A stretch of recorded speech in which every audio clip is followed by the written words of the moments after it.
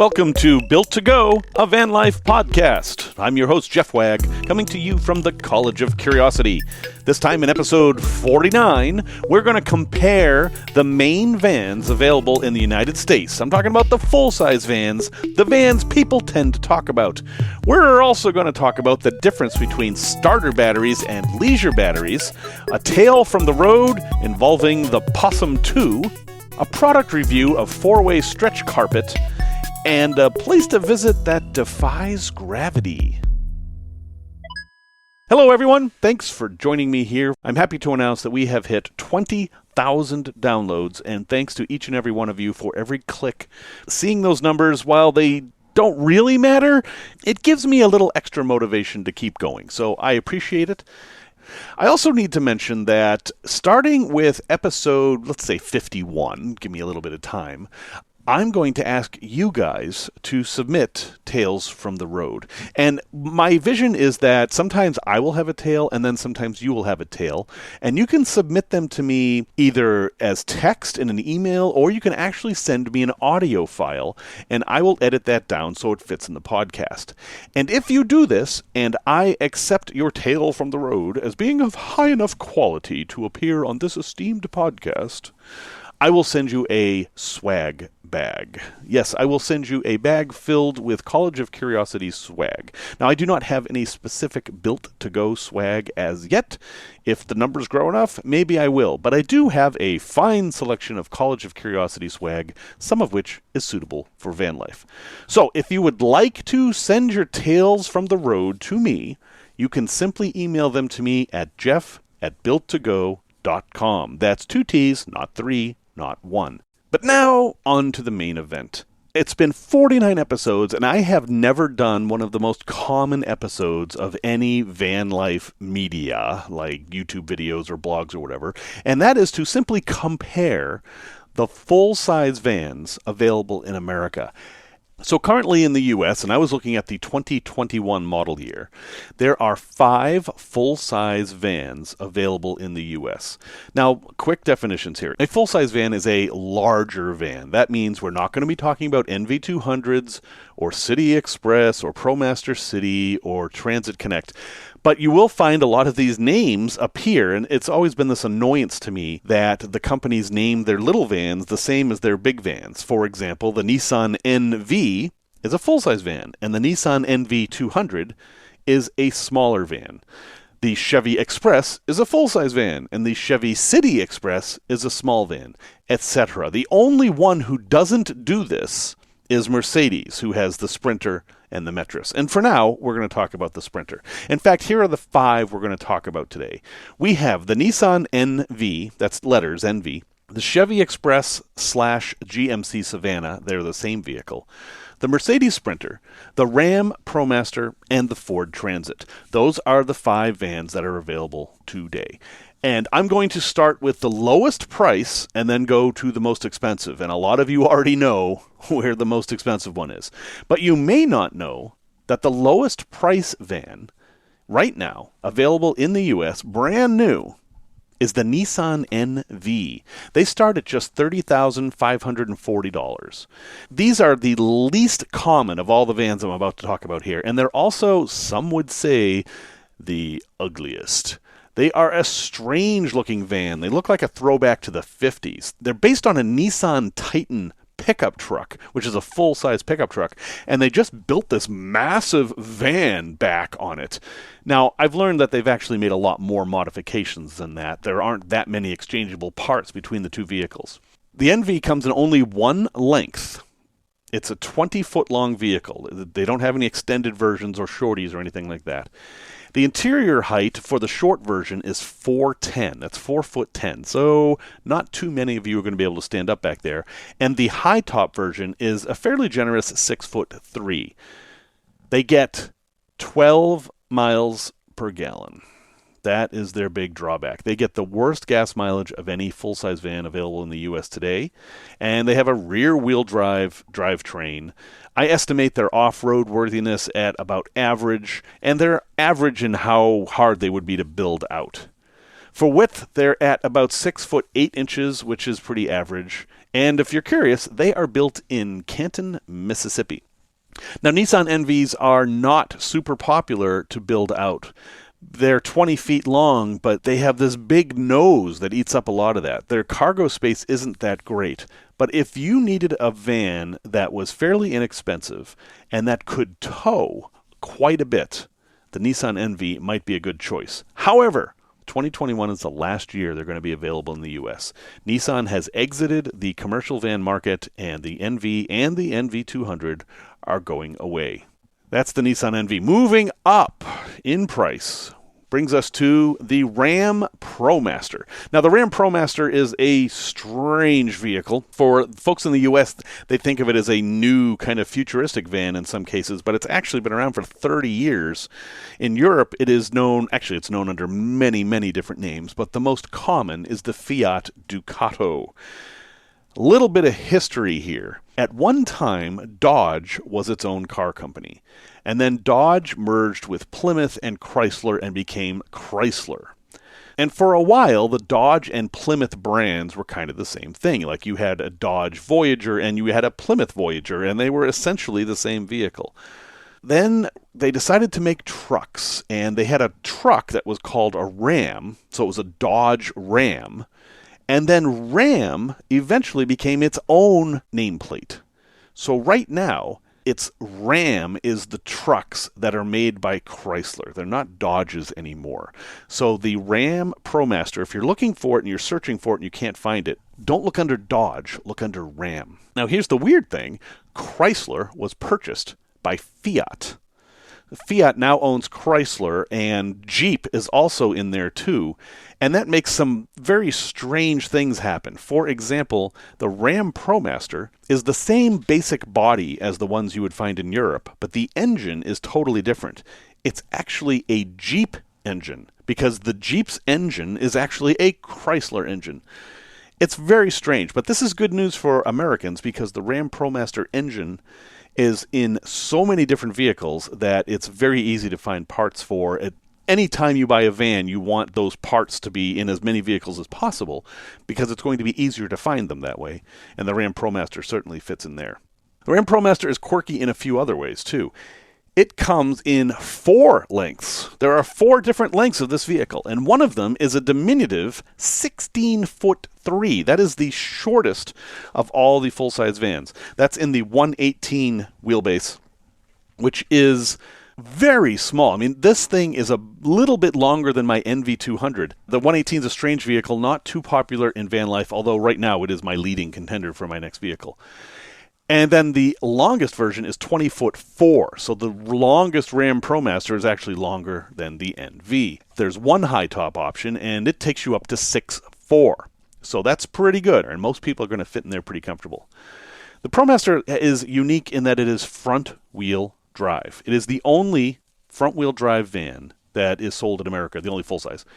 Some people think it's good, some people think it's bad. It's not as good for towing, and it's not as good for off-roading for 2 reasons. One is that front-wheel drive vehicles have this torsion beam between the rear wheels, and it's very low, and it makes this big bar that kind of prevents you from crawling over rocks and stuff.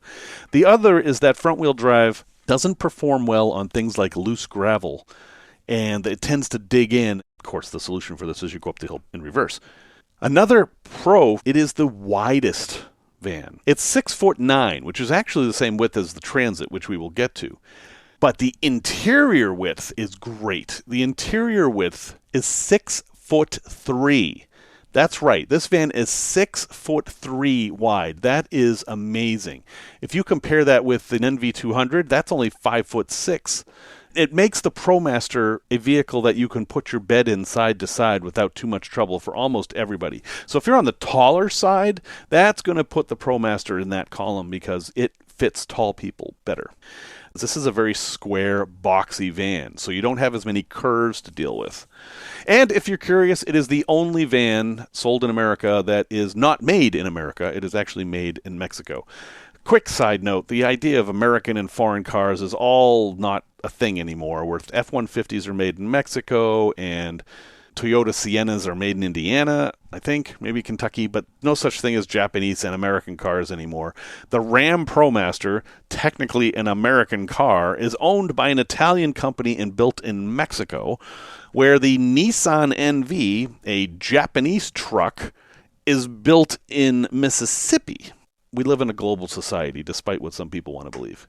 Okay, moving up from there, coming in at number 3 for expense is the Chevy Express / GMC Savannah. Now, this is the last old school van available.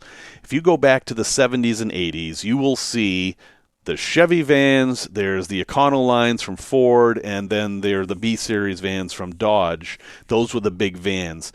The Chevy Express GMC Savannah takes its heritage from those. It is a body-on-frame design. Actually, the NV is too. But that means that there's a frame and a body, and they're separable. You can actually unbolt the body and have just the frame behind, where all the other vans are unibody, meaning they're just one piece of metal. That's actually what makes them Eurovans. If you've ever heard that term Eurovan, it basically means unibody, because the Europeans were the first to introduce these unibody vans. Now, the Chevy Express and Savannah are super popular with certain groups of people because they're known quantities. These vans have been around for decades. Everyone knows everything about them. One thing to note, though, is that they stopped making the light-duty versions a few years ago. They only make heavier-duty ones now. And here's a little pro tip for anybody who hasn't caught on to this yet. All these vans have numbers like 1500, 2500, 3500, or 150, 250, 350. That's what Ford likes to do. Basically, ignore all the numbers except for the first one. 1, 2, 3. 1 is light duty, 2 is medium duty, 3 is heavy duty. That's true for all of these vans. Except for the Express and Savannah, they basically don't do that. They're starting at the 2 level. Just something to note that at $32,500, while they're a little bit more expensive, it's also a heavier duty vehicle than you would get with the others. The Chevy Express does have a fair amount of space inside, but it's only 4'4" on the inside. It's one of the smallest roofs of all the vans. My NV200 has more space than that in it. So it's really not a great vehicle for tall people. It does come in 2 lengths. One is 18'8" and the other is 20'4". And unfortunately, the miles per gallon, and this will vary a lot because there are many different engines available for this vehicle, but 13 miles per gallon is pretty much what you're looking at. It is, of course, rear-wheel drive, and off-road it should be pretty good. It has good ground clearance for a 2-wheel drive vehicle. Build ease, it's okay. It's still got a lot of curves. And its width is only 6'7". It's actually the narrowest of full-size vans, which is good and bad. Narrow means it's good in the city, and it means it's bad for sleeping side to side. And if you're curious, they are built in Wentzville, Missouri. Oddly, there is no high top available from the factory. You can definitely get a high top Chevy Express, but that high top is going to be put on aftermarket. They are not available from the factory. These are kind of old school and kind of a little bit old fashioned vans, but from what I'm seeing, they're going to be around until 2023 at least. And again, it's one of the most popular vehicles ever built on the planet. Parts are going to be pretty easy to find. Next on the list is the Ford Transit. Now, wait, some of you might be saying, what happened to the Ford Econoline? Well, the Econoline stopped being sold as a van in 2014. And yet they still make them. But what they make is cutaways. They make them as fronts for box trucks and RVs and things like that. So, sure, you can buy a 2020 Econoline EU350, but it's not going to be a van. So I'm excluding them from the list. The Transit is the most popular van sold in the United States. 57% of vans sold in the U.S. today are Ford Transits, and they come in a whole crazy wide variety of shapes and sizes. It is the only full-size van that has 3 different roof heights. It has a normal roof height of 4'9", which is not great, but it's okay. A medium height of 6 foot, and then the highest of all of them at 6 foot 9.5 inches.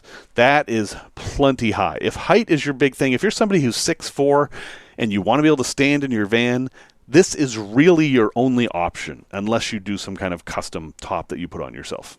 Now, these things start at $34,510, so they're a bit pricier. But this is the first one that we've mentioned that has an all-wheel drive version. If you want the all-wheel drive version, that's $39,205. There's also aftermarket four-wheel drive you can get for the Transits. It is a more traditional four-wheel drive where you have to shift it into four-wheel drive, and arguably that would be better off-road, but they do have factory all-wheel drive now. A note on this, and this is probably true of the Sprinter too, which has all-wheel drive, the factory all-wheel drive isn't meant for going off-road. It's meant for dealing with snow and ice and things like that. If you're going to take these things off-road for any length of time, remember that the suspension should be beefed up as well, because it's not just about traction, it's about abuse. Now, the Transit with the 3 roof heights also comes in 3 lengths. The smallest is 18'4", and then there's a 19'10" version, and then a 22-foot version, which is pretty long. And a good note for the Transit, they average about 17 miles a gallon. There are 2 basic engines available for this thing. One is supposedly an EcoBoost, and then the other is a more traditional engine. There's all kinds of arguments about which one you should get, but average about 17 miles a gallon, which is pretty good for a vehicle this size. And they are normally rear-wheel drive. The all-wheel drive ones, obviously, are all-wheel drive. This makes them above average for off-road worthiness. If you were considering a van that you wanted to go off-road every once in a while, this would be a good one. The build-ease is average. It does have a lot of curves. The exterior width of the Ford Transit is the same as the exterior width of the ProMaster. But inside, the ProMaster is bigger. There's something about the shape of the Transits that eats up a bunch of inside space. And they're built in Kansas City. And then, the one you've all been waiting for, the poster child of van life in the U.S., that's not a Volkswagen, which are no longer sold in the U.S., is the Mercedes Sprinter. Everybody wants a Sprinter. You know why? Sprinters are really, really nice vans. But man, are you going to pay for it. The baseline, cheapest Sprinter you can get is $41,790. Oh, but wait, you want the all-wheel drive version? $56,970. We're talking nearly twice the cost of a Nissan NV to get a Sprinter with all-wheel drive. The normal roof Sprinter is arguably a middle roof size. It's 5'8", which is pretty generous. And then the high top is at 6'7", which is great. They come in 3 lengths, starting at a tiny 16'6", going to 22'10", and then an absolutely massive 24'2". They are by far the longest van you can get. That is a very large vehicle. On the gasoline engine, they do about 14.5, but on the more popular diesel engine, they do about 17. Of course, in the US, diesel tends to cost more, and you have to add diesel exhaust fluid, which is an added expense. And often, the mileage increase with the diesel is offset by the increased cost of the diesel. Now, as I've said, they come in rear-wheel drive and all-wheel drive, and they've been making them for years. And off-road, they're about the same as the Transit. Again, their all-wheel drive is not meant for off-road, but it will certainly operate there. You just have to pay attention to the suspension as well. The width is 6'8", so they're a little bit on the narrow side of vans, which is good for use in the cities. And they're built in Ladson, South Carolina. The big thing about Sprinters, and honestly, I've never driven a Sprinter. I never want to because I'm afraid I'll fall in love with it. Maintenance is expensive and hard to find because it is a Mercedes, and having owned a Mercedes, okay, it was a smart car, you're going to pay a premium for having that little fake peace symbol on the front of your car. That said, Sprinters are super, super nice. So there's a comparison of the full-size vans in the U.S. Tech Talk. Why can't you just get a starter battery and throw it in the back of your van? I mean, it's a battery, right? Well, there's a reason. Starter batteries are different than leisure batteries because of the chemistry of them. If you think about how a car starts, you get in the car, you turn the key, the solenoid opens up, and what happens is the battery sends all of its power to the starter all at once. Your battery basically goes from 100% charge to like 50% charge instantly as it starts the engine, because that's a super power hungry thing to do, is starting an engine. And then as you drive, the alternator builds it back up. That isn't how you use power in the back of the van. In the back of the van, you typically will have a draw that will be smaller but longer term. So instead of releasing all its energy at once, leisure batteries need to release a steady stream of energy for a decent amount of time. And the way they charge is different too. Starter batteries charge basically what's called a bulk charge, where they just get a whole lot of power at once to charge them right back up, whereas leisure batteries need their charging to be a little bit more tempered. Other names for leisure batteries, if you're shopping for them, you should be looking for things like marine battery or deep cycle, things like that. If you're looking at a battery and it has CCA on it, or cold cranking amps, that typically means it's a battery designed to start the vehicle. Some of them are hybrids and they're designed to do both, but don't get a hybrid unless you're only going to have one battery, and I don't recommend that. Get a starter battery for the front of the vehicle and a deep cycle marine leisure battery for the back, and you're going to have batteries optimized for what you're going to be using them for. It's all about chemistry. Tales from the road. So way back when I was in college, during college break once, I signed up to go with this group to Florida. Now, I was going to school in West Virginia. That's West by Gosh, Virginia. Salem, West by Gosh, Virginia, as it happens.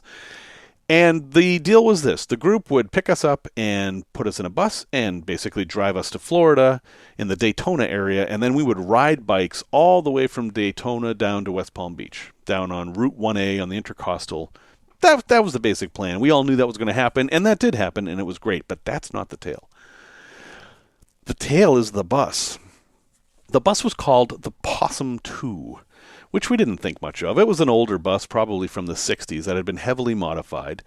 And the 30 of us fit in, and we were fine. We were in comfy seats, and we were having fun. But we noticed that the ceiling was kind of low, which was fine. And eventually, one of us did the math and realized that West Virginia isn't that close to Florida, and we're going to be driving all night long. And were we going to stop at a hotel? We didn't actually know what the program was here. Well, we stopped at a rest area, and everyone got out and got snacks and stuff. And when we came back, it had been completely transformed. That low ceiling had dropped down and become a bed. One bed for 30 people. The entire top of the van dropped down, all the cushions came up, and made this gigantic sleeping area that we all crawled into and basically slept while the bus drove all the way to Florida. And the reason the bus was called Possum 2 is because possums travel with their babies on their backs, and that was kind of the idea. I loved it. It was some of the best sleep I ever got in my life. This massive, comfy bed filled with college kids, and yes, we were sleeping, with the thrumming diesel engine all night long, and we woke up at the Florida rest area, welcome to Florida, where they were handing out free orange juice. It was just a really nice thing, and I've always loved that bus and how it was perfect for sleeping in. I honestly wish there was a way I could sleep in my van while somebody else was driving it and reproduce that experience. Those of you who are couples maybe can experience this. It may not be legal, it may not be safe, but holy cow, it was a lot of fun.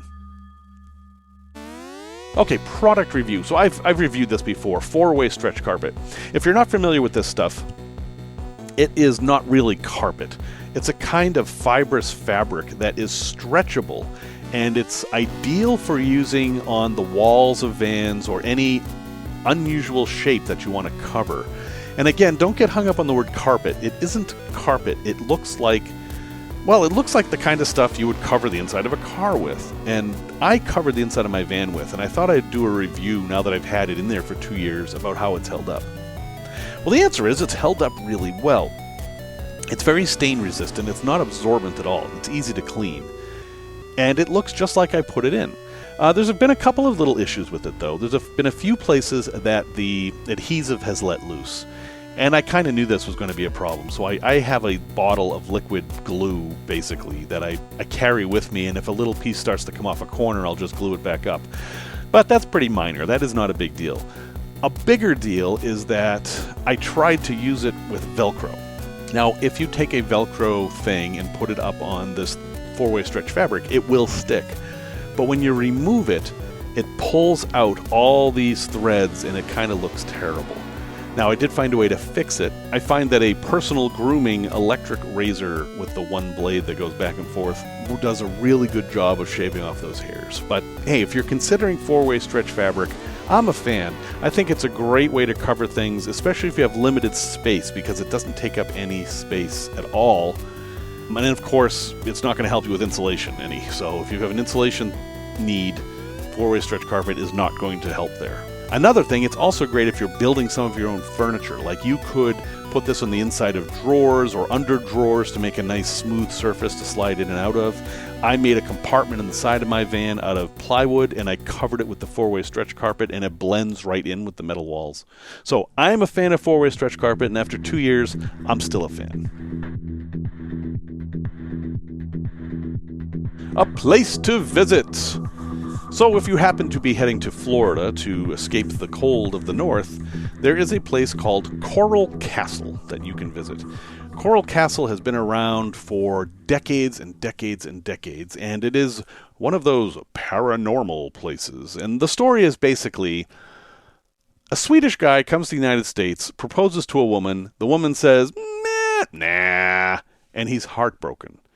So the man spends the rest of his life building a castle out of coral blocks to win her love back. And he does. So far, the story appears to be true. He does build her a castle.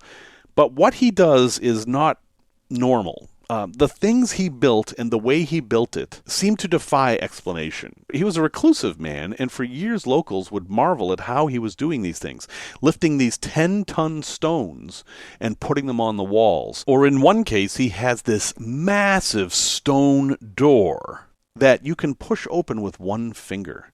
Now, how can one guy lift all this stuff? And so there was all this talk about how he had solved gravity and figured out how to defeat it and all this stuff, and whatever. You know, it's a tourist trap kind of a place. There is going to be that sort of element. But the last few times I've been there, the owners have been very good about saying, here's all the legends, but look at this. And they show that just having an understanding of leverage and cranes and block and tackle and things like that would allow one man, and he wasn't a very big man, he was a very slight person, could do this, and in fact did do it. All that aside, it's a beautiful place to visit. It's just south of Miami in Homestead. It's a great place to start a trip to the Everglades. So you start at Coral Castle, do that thing, and then you can drive into the Everglades, go to Robert Is Here, a famous fruit stand, and head all the way deep into the Everglades. And I've been there a few times. I like it. Yes, I called it a tourist trap, and to some extent it is, but it's also a really interesting example of quirky architecture. I think it's definitely worth a visit. Resource recommendation. I just came across this. It's called hmdb.org, and HM stands for Historical Marker. And there's also an app called Explore Here. And it's basically a database of historic markers. Now, I'm always saying that when you're driving down the road and you see that thing that says historical marker and there's a little arrow, you should pull over and read it. Those are some of my favorite moments of the trips I've taken, of learning about this kind of stuff. And this app and website is a database of all those places. Put in where you are, or just hit what's near me, and it will show you all the historic markers near you. And it's fun stuff. People think there's this national government authority that goes around and puts up these historic markers. Nah, that isn't how it works. Civic groups get together and try to put up an historic marker. All they need is the approval from the local government, or sometimes not even that.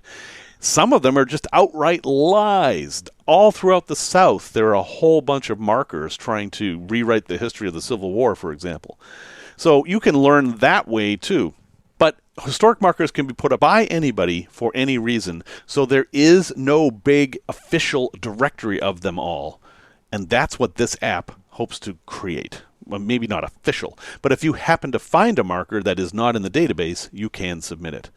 So this, along with Roadside America and Atlas Obscura, are my 3 good resources for finding something interesting in the area wherever you are. I'll have a link in the show notes, but if you search on Explore Here in your app store, you should be able to find it. Or if you want to go on the web, it's simply hmdb.org. Q&A. This is a little different. Last week I talked about alternatives to vans, and I talked about ambulances and the pros and cons of ambulances. And I got a note from someone who listened to that episode and then decided to abandon their build and sell their ambulance. I was a bit taken aback by this. It made me realize that I have a responsibility that people are actually going to listen to me and take my advice, which, believe it or not, is not something I'd ever considered before. And I actually impacted somebody's van life journey. And I take that seriously. I absolutely respect their decision, but it made me think that I need to put in a little bit of a disclaimer here. While I endeavor to be as truthful and honest as possible, and while I do have a wide, rather unusual history with vehicles and living in vehicles, I am not the end-all, be-all. If you hear me state an opinion and it is going to have a material impact on what you're doing, please check with other sources before you make your decision. Now, in this case, I talked with the person, and I think they probably made the right decision. They got into an ambulance, were very excited about it, realized it was too much work, and now they're going to sell it and go to something else. I think that's completely fine. But talking to them really made me take a step back and say, whoa, I have to take this seriously. And I do. And because of that, if you ever hear me say something that's not true, or you disagree with it, or you think it needs to be expanded in some way, please let me know. I will absolutely dedicate time on the next podcast to correct any errors I've made or misconceptions I've put out there. So folks, I'm sorry to hear that you're giving up on your ambulance project, but I'm glad you're going to keep going and start on something else, and there's going to be somebody who's going to be really happy to get that ambulance. Thanks very much for listening to episode 49. I really appreciate you being here. Music, as always, is by Simon Wagg. Remember, I'm looking for your tales from the road. Please send them to me. You can find me at jeff@builttogo.com. And we also have a Facebook group, which is Built to Go, a Facebook group. And remember, until next time, what Rene Descartes said: if you would be a real seeker after truth, it is necessary that at least once in your life you doubt, as far as possible, all things.